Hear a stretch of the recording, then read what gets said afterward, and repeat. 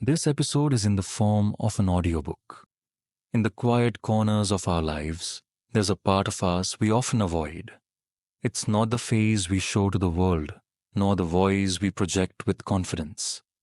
This part is shadowed, quiet, and misunderstood. Yet within it lies the key to our transformation, a treasure waiting to be uncovered. What if the feelings we hide, the shame, fear, and doubts, weren't meant to imprison us, but to guide us? Imagine if these emotions were signals pointing to a path of self-discovery and growth. This is the heart of shadow work, a journey through our inner darkness to find the light within. Let me tell you a story. As a child, I desperately wanted to fit in. I longed to belong to a group of friends, to be one of the girls who shared secrets and laughter. But I had a habit of speaking before thinking, often saying things that hurt others. I didn't mean to. I was just trying to connect. Yet, my words pushed people away. Their reactions taught me to believe something was wrong with me. I learned to suppress my voice, to hide my thoughts, to retreat into silence. Over time, I built a box around myself, a box of shame and fear. Inside that box, I felt safe but stifled. Every time I tried to speak or step out, the box and the shame it held pulled me back. I'd try to change, to break free, but the walls seemed unyielding. Does this sound familiar? Many of us live in our own boxes, built from the shadows of our past. We carry beliefs that tell us we're not enough, not lovable, not worthy. These beliefs become the editors of our lives, censoring our thoughts and actions. Shadow work begins by acknowledging the box. It's not about blaming ourselves for being in it or pretending it doesn't exist. Instead, it's about asking, how did this box come to be? What's it made of? And what parts of me are hidden inside? For me, the turning point came unexpectedly. It was a phone call from my brother. He needed help writing a description of his work for a website. His work, he explained, involved something called shadow work. I had no idea what he meant, but I was intrigued. He spoke of unconscious parts of ourselves, of energies we suppress, and of creating a safe space to explore these aspects. It sounded foreign, almost mystical, but also deeply resonant. Helping him write that description planted a seed. It made me curious about my own shadow, the part of me I'd locked away. What would happen if I stopped running from my fears and started listening to them instead? What if the shame I felt wasn't a sign of failure, but a clue to what I needed to heal? Shadow work is about facing these questions with honesty and compassion. It's about recognizing that the parts of ourselves we've labeled as bad or unworthy are not our enemies. They are parts of us that have been wounded, misunderstood, or silenced. By bringing them into the light, we integrate them, becoming whole.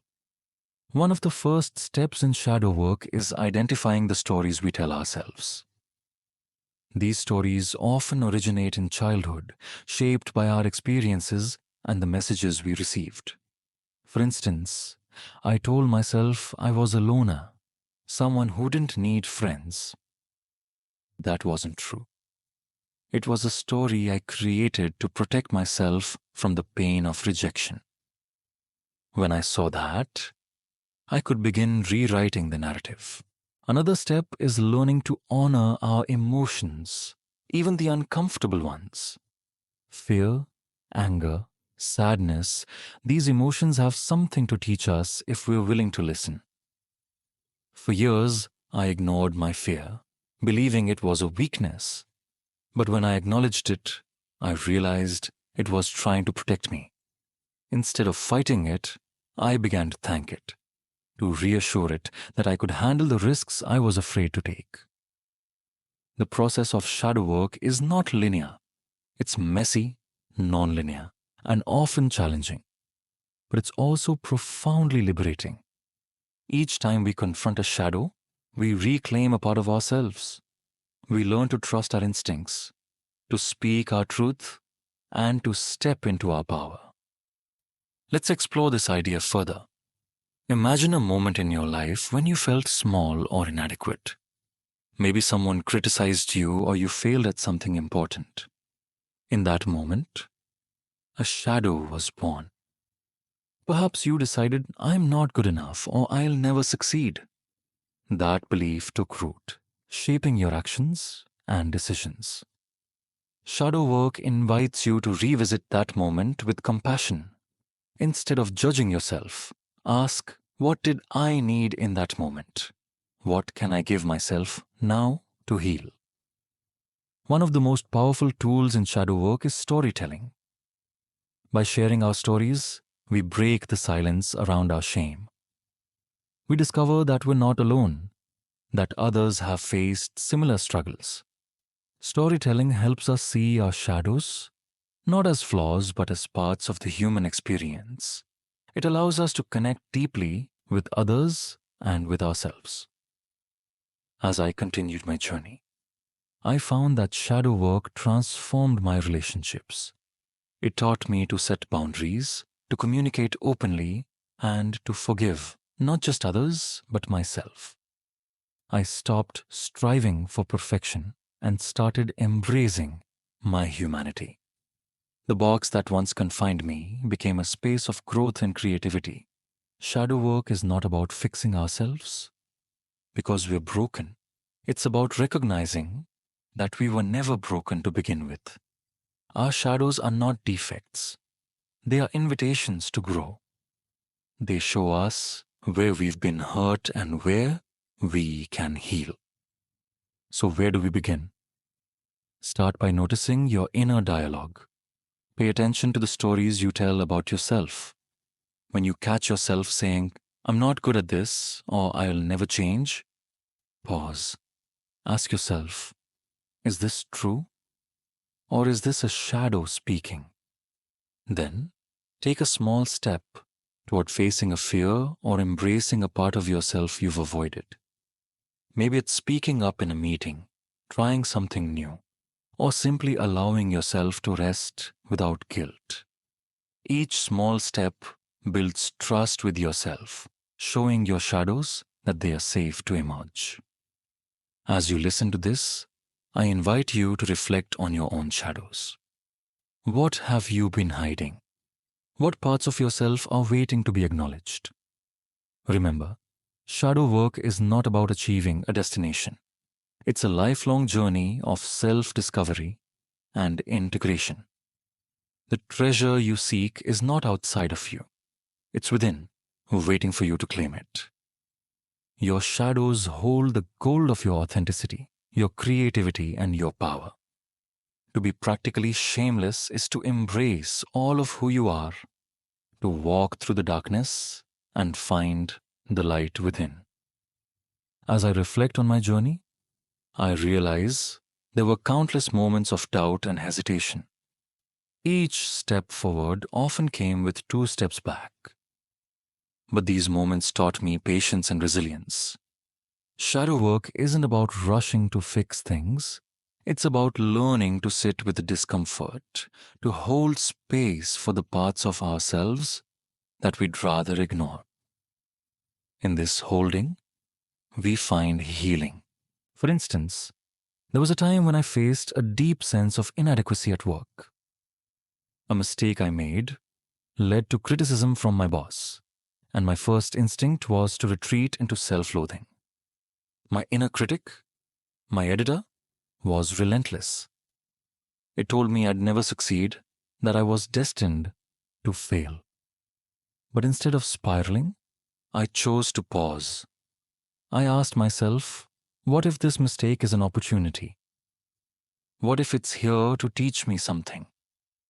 By reframing the situation, I turned a painful moment into a powerful lesson in self-compassion and growth.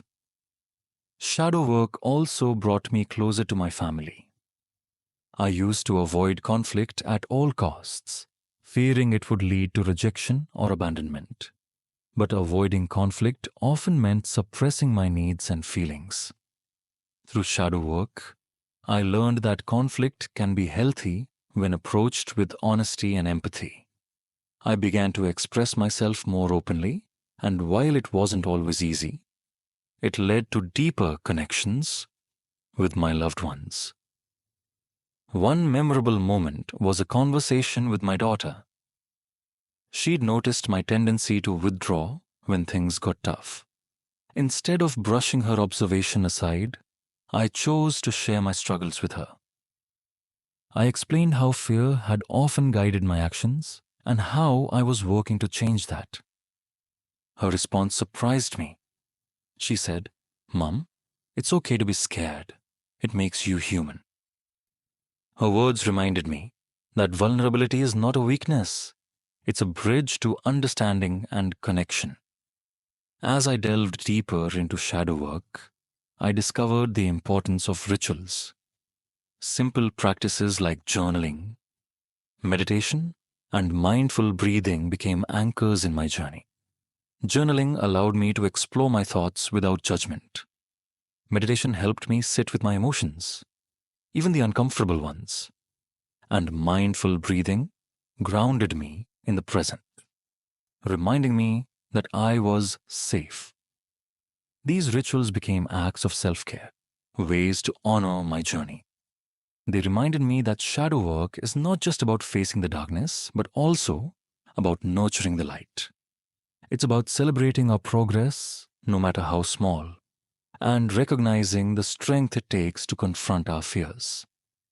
Another transformative aspect of shadow work is its ability to shift our perspective. When we view our shadows as enemies, we resist them. But when we see them as teachers, we open ourselves to growth. For example, my fear of failure once paralyzed me.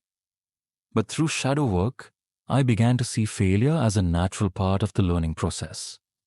Each failure became a stepping stone, a chance to grow and improve. This shift in perspective also influenced my relationships. I stopped viewing disagreements as threats and started seeing them as opportunities to understand others better. I learned to listen without defensiveness, to hold space for different perspectives. This not only deepened my connections, but also taught me more about myself. One of the most surprising lessons of shadow work is that it's not just about healing the past, but also about creating a future. When we release the beliefs and patterns that no longer serve us, we make room for new possibilities. We become co-creators of our lives, shaping a reality that aligns with our true selves.